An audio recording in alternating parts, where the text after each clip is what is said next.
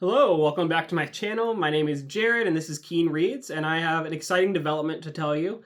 I have my third 5-star book of the year already. That's a lot for me. Looking back, it's The Voyage Out by Virginia Woolf, Paradise Lost by John Milton, and then something else that I'm going to reveal today. That's a lot of 5-star reads for me already this year. Looking back, I think The Voyage Out might have been more of a 4 out of 5. I was just kind of really high on Virginia Woolf at the time, but I'm not going to go back and change it. But I think definitely have a new book to add to this pantheon, and that is Howard's End by EM Forster. So I previously reviewed 2 other EM Forster books, which were A Room with a View and then Maurice. And I read them in that order, and they got better in that order. Wasn't really a fan of A Room with a View. It was okay. Really liked Maurice. I had a lot good to say about it. And then as I was kind of preparing for Howard's End, I was surprised to see at the bottom here that there's a little quote or a little blurb that says Howard's End, underlined, is undoubtedly Forster's masterpiece. Masterpiece. And then on the Wikipedia page, let me show you that. On the Wikipedia page, it also says there was someone else that was quoted saying that this is undoubtedly his best book. And I was a little skeptical because I really like Maurice. Maurice, I think, was his last book that he published. It wasn't the last book that he wrote. And it was enjoyable. I really liked it. I think I gave it 4 out of 5 stars. But then, by the time I finished this, I knew that this was my favorite. My hair's kind of doing it right now. I just finished a run and just got out of the shower, so I'm kind of flushed. I knew that this was my favorite Forster. It follows 3 families: the Bast family, the Schlegel family, and the Wilcox family.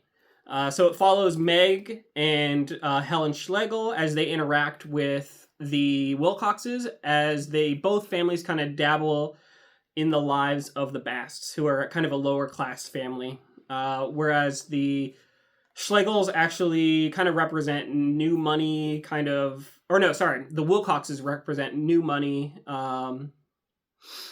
and have maybe a little bit of a dissociation between their actions and the consequences of those actions.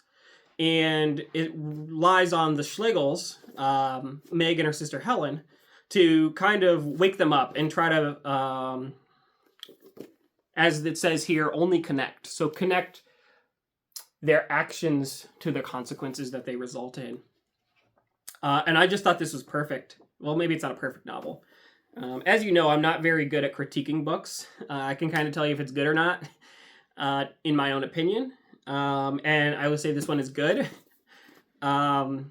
Looking back, I was a little bit miffed at the ending at first.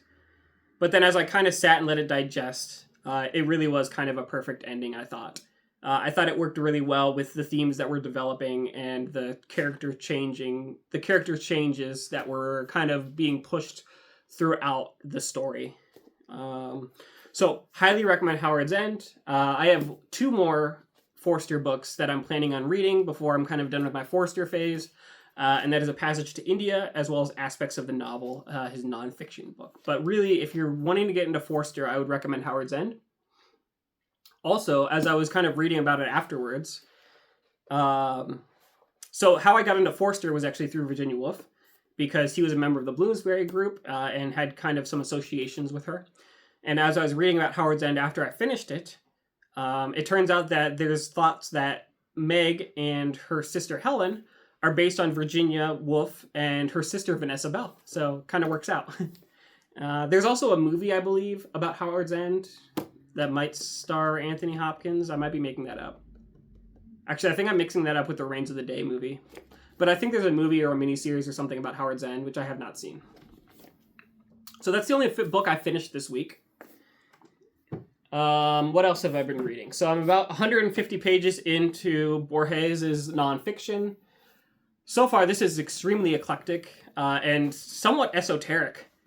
Essays on all kinds of things. I would say there's literary criticism, philosophy, but more so religion. There was there was an essay on angels, an essay on hell, on the idea of infinity and its interaction with the Trinity of Christian faith.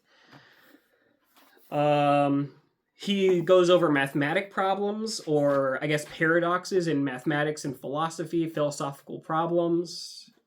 Just honestly, a lot of this I think is going over my head, but I'm enjoying it.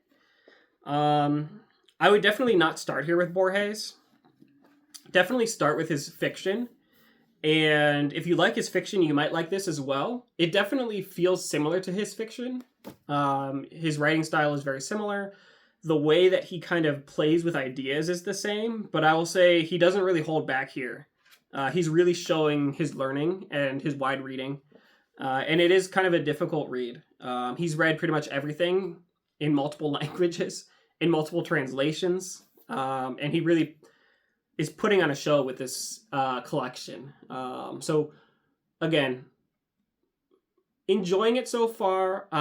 There's definitely stuff that I'm missing or that is just going over my head, but even the stuff that's going over my head is written in such a way that I'm enjoying reading it. So that's Borges' nonfiction. And then another book is Brave New World. I'm not going to talk too much about this because I'm almost done with it, so I'm going to save this for next week's weekly wrap-up. But I figured I'd make a short book or a short video today talking about Howard's End and then just showing you what else I've been reading. Yeah, thanks for watching.